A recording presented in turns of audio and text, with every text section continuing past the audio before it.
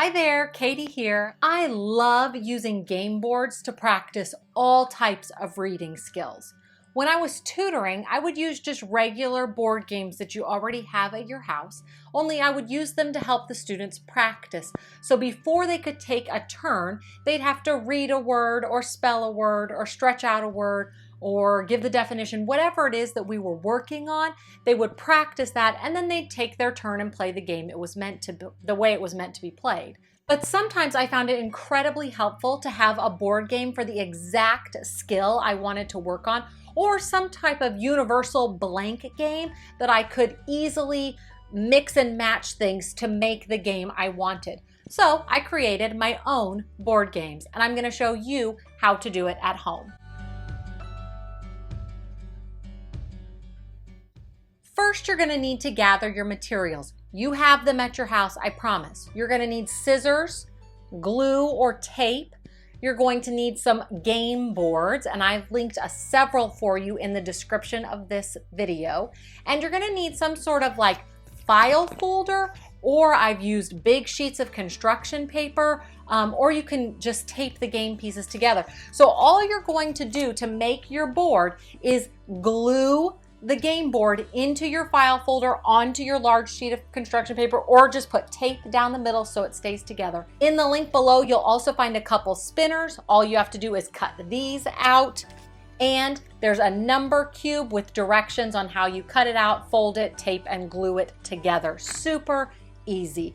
Also in the link below are picture cards and letter cards that you print and just cut them apart to use for your game. And that's it, you're ready to play. You can seriously play these games any way you want to. That's why I love these simple board games. But here's some ideas that I thought of to get you started. You're going to need some sort of marker for each player. You can use things from a regular game. Those are from the game Sorry. Or you can use little action figures, some Paw Patrols, whatever you might have around your house as game pieces. Then you're also going to need your vowel spinner. This is included in the link below. And the way this spinner works is you get a pencil and a paper clip. You put them right here in the middle and you flick the paper clip, or if you have little kids, they can just swish it around to spin their next letter. So here's the board. You can see there's a start up here, and then there are short vowel pictures all the way around the border of this game. So one way I would play this game is to use your vowel spinner, give it a spin, and whatever vowel you land on, you're simply going to go to that first picture with that vowel sound. This is practicing isolating that middle sound. So if I spin an I, if, I'm going to look, where's the first I picture, and it's right here on zip. And I'm gonna have my kids say zip, I, emphasize that I, and then that's it. Keep going until you get all the way around the board. Another way you can play this game is with the number cube. Give it a roll and move that many spaces. So let's say I land on fan. Now you're going to say a rhyming word with fan. So I might say can, and then it's the next person's turn. If you have young kids and you're working on just developing vocabulary, they can simply name the pictures, and that's it. That's also teaching them how to take turns, how to count the spaces. There's a lot of skills happening here besides teaching these reading skills.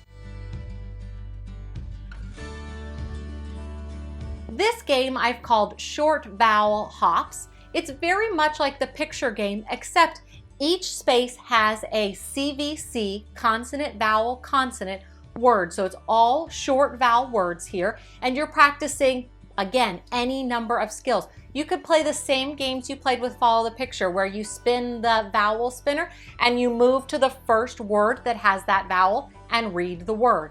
You could rhyme with the word that you land on. Or another thing you could do is practice just reading these words by using this 4-section spinner is what I call it. And it has different things like skip your turn, move forward, move backwards, just kind of some fun game things. And then move along and simply read the word on the space. This game I'm calling skipping blends. You'll notice that these words are a little bit longer, and they have 2 consonants at the beginning or the end that need to be blended together, like clap, clap. We've got more sounds here in these words, a little bit longer. You can pick one of the spinners or number cubes, give it a roll, give it a spin, and then you can practice using these words in a complete sentence. You can also practice segmenting these words into individual sounds. So if I come across this word here, it says spot, I'm going to say, what are the individual sounds in spot? S, p, ah, t. See if they can stretch it to say all of those sounds. And finally, I call this game racetrack because it's in a circle and you could keep going around and around as long as you and your kids are having fun. Now you'll notice this board is completely blank, which means you can make it anything you want. If you choose to laminate your board, you could write with dry erase marker on each space different words you wanted to use. Or I've included a blank set of playing cards as well as picture cards and letter cards that are great for this. So let's talk about the picture cards first. Draw a picture card and then have your child isolate the beginning sound or the ending sound or make a rhyming word with it. Any of these things you can do. And then after they do it correctly, they can roll the number cube or spin the spinner to move around the board. With the alphabet cards on this same track, you can have them draw a card and then either give the name of the letter or the sound of the letter or a word that starts with the letter. Whatever skill you might be working on, you can use these alphabet cards to practice that. Again, after they name something correctly, you give them the number cube or the spinner and they take their turn to move around the board. And like I said, there's also a sheet of blank cards included in the link in the description of this. With that, the possibilities are limitless. You could write their sight words on blank cards. You could write short A words if that's what they're studying in school. Or you could write short A and long A words to practice a mix. You could write vocabulary words for your older kids and they can practice the definitions of those. They can read the words, rhyme with the words, spell the words, use them in sentences. Anything you can come up with is possible with these game boards. That's it. Simple homemade board games that you can practice any reading skill with. I'd love to connect with you here in the comments or on Instagram. Ask me any questions about these game boards or tell me how you're playing with them at your own house. If you found this video helpful, give me a thumbs up and be sure to subscribe to my channel, Happy Reading with Katie. New videos come out every Thursday, so you can hit that little bell notification so that you never miss out. Until next time, happy reading.